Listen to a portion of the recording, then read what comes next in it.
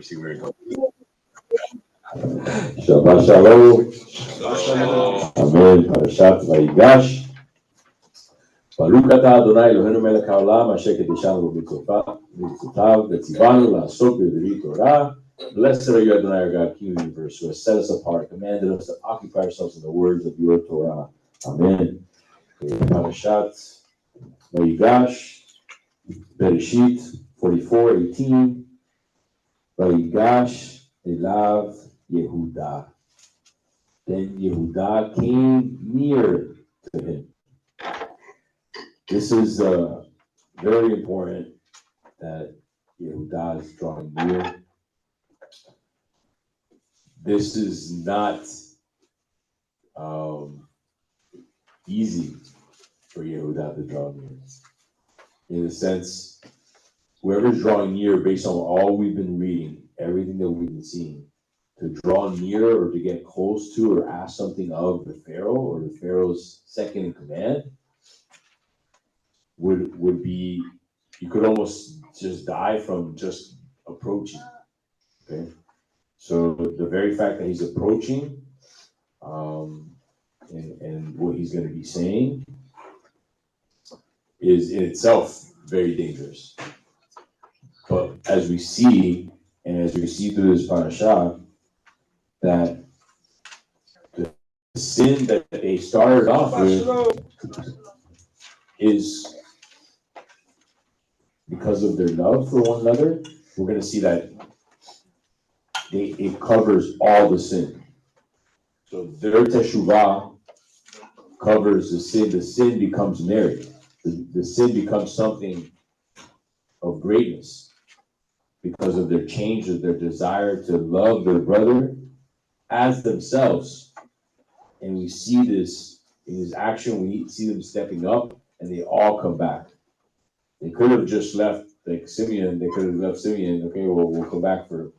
But at this point, it would have been indefinite. It wasn't staying for a little bit.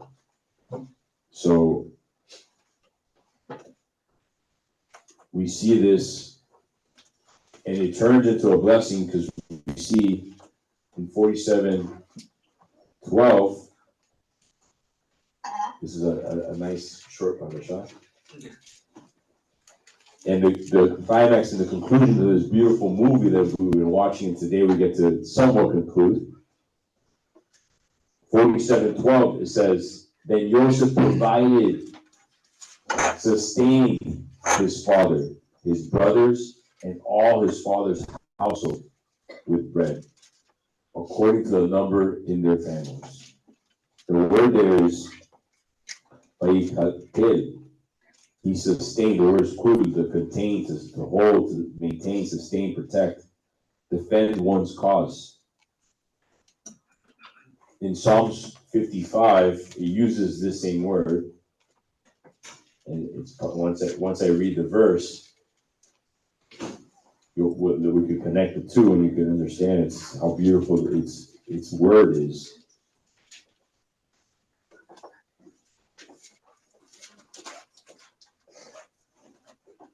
Where it says, Psalms 55:22, cast your burden on Adonai, and he shall sustain you.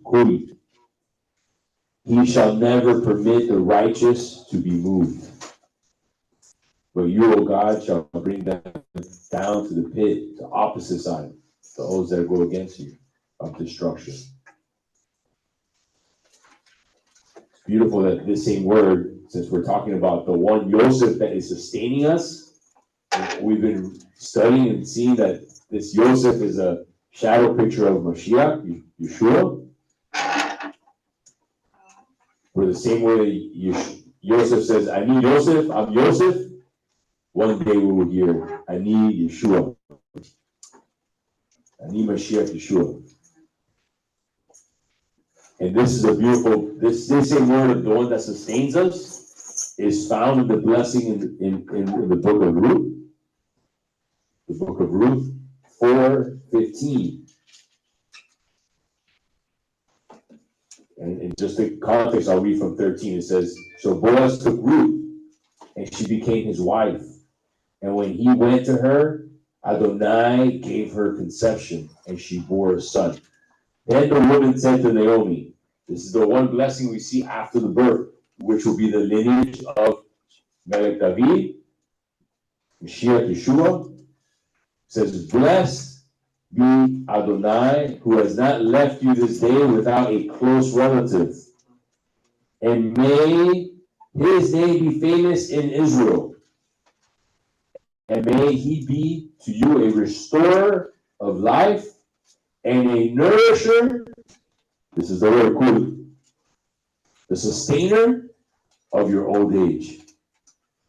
For your daughter-in-law, who loves you, who is better to you than 7 sons.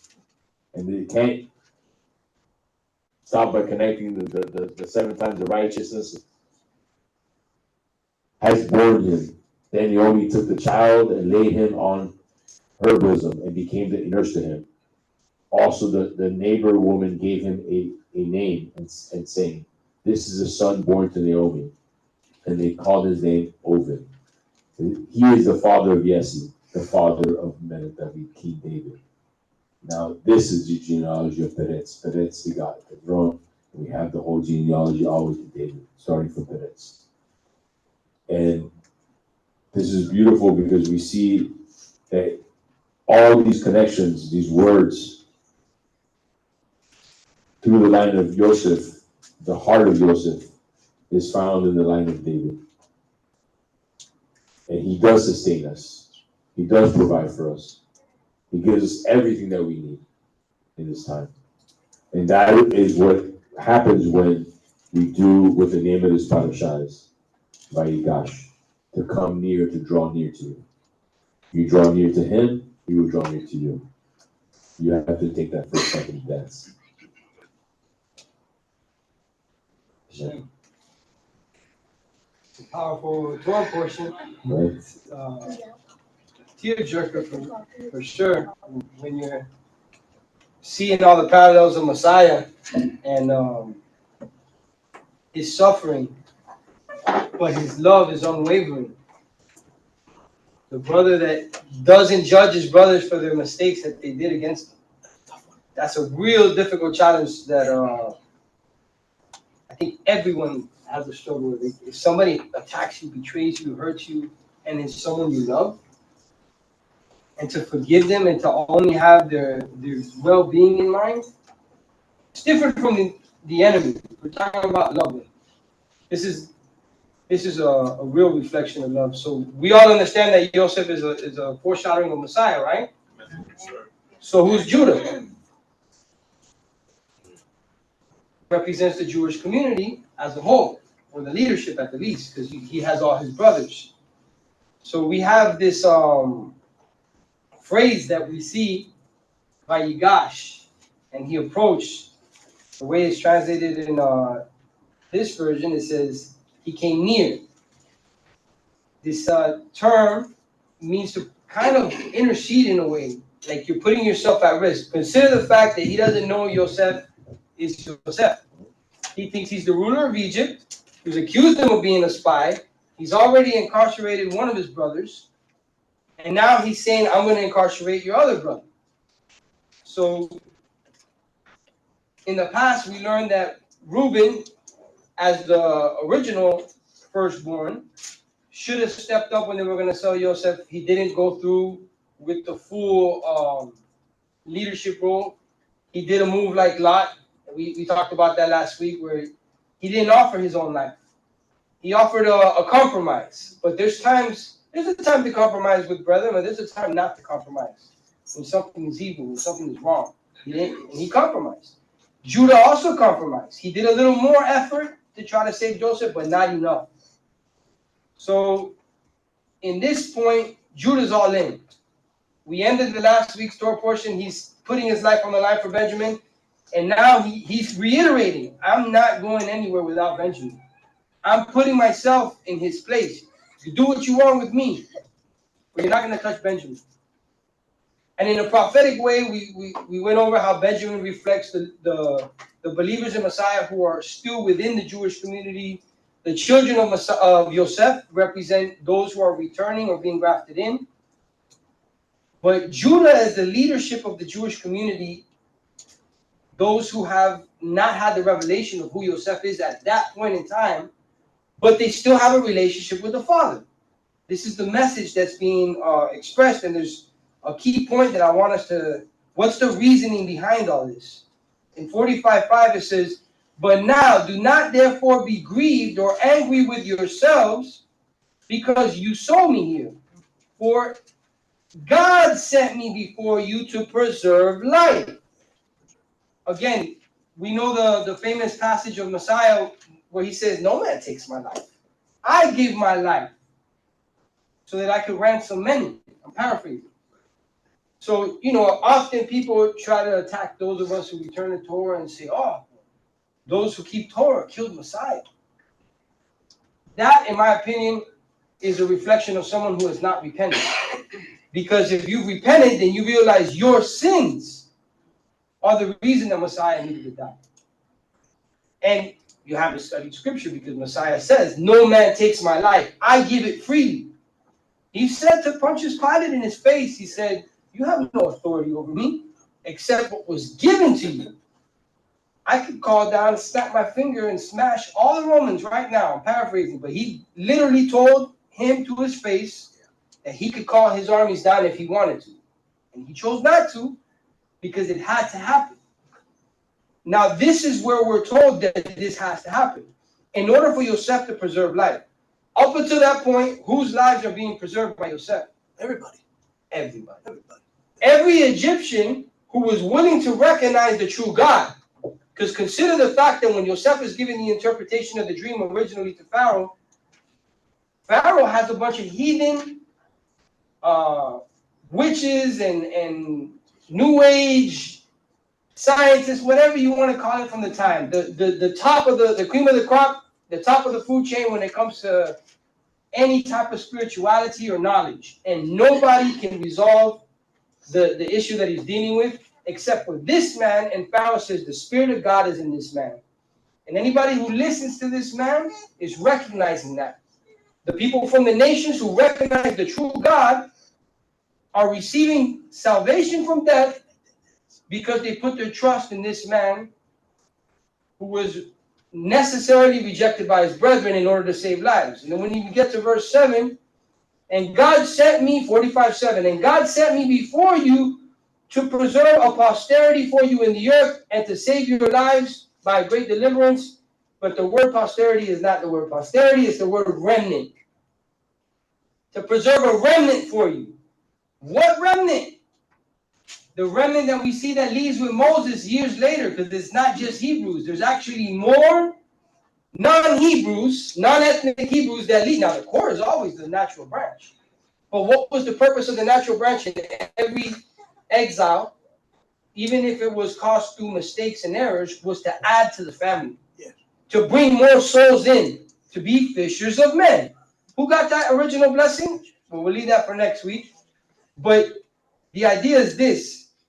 He's bringing people in. And this is the same. With this in mind, now we can understand what we go to every year. Those who have seen, have been with us, we always like to go to John 11 when we get to this section. John 11, 45 to 54. And I love to go over it because this is something that in this season, it has to be explained to people. Because in this season, what's going on? People are honoring Messiah, but as a Gentile. As a Gentile with a Gentile culture. Whether they acknowledge he wasn't a Gentile or not is irrelevant because the fact is they're worshiping an image in the way that the Gentiles do with a Gentile culture. And there's nothing to do with the sun god and the trees that are cut down with little idols from Jeremiah 10. None of that has to do anything with Messiah. But people are still coming to Messiah. So it's not all, but it's trapped in paganism. There's something that's good trapped in paganism and it's taken out of context.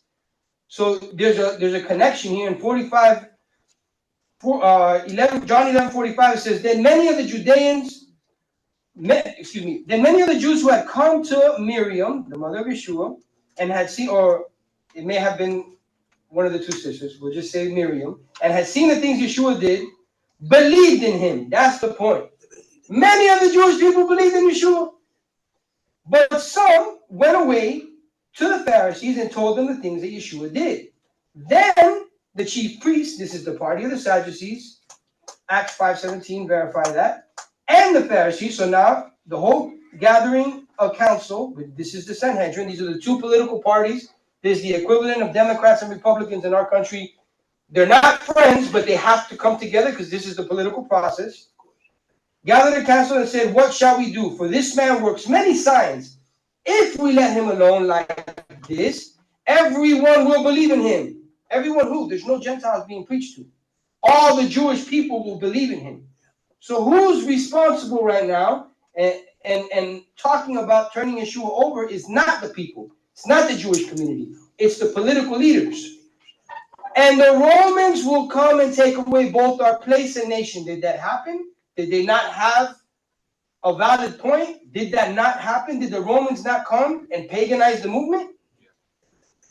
And one of them, Caiaphas, being high priest that year, this is a Sadducee, this is a political enemy of the Messianic movement, said to them, you know nothing at all, nor do you consider that it is expedient for us that one man should die for the people, and not the whole nation should perish. There it is. Now this he did not say on his own authority, but being high priest that year, he prophesied that Yeshua would die for the nation. The Sadducees prophesying.